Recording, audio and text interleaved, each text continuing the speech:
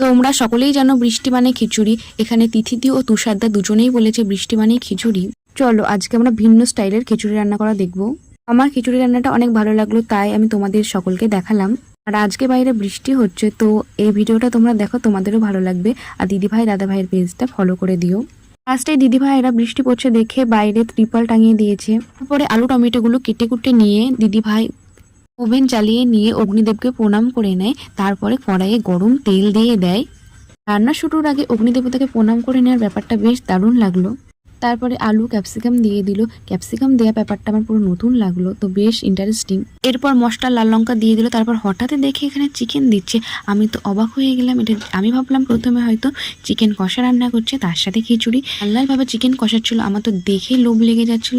তারপর হঠাৎ দেখে এটা খিচুড়ির মধ্যে দেওয়ার জন্য বানানো হয়েছিল। আগে থেকে খিচুড়ি রেডি ছিল। এর আগে কখনো এইভাবে খিচুড়ি রান্না দেখি।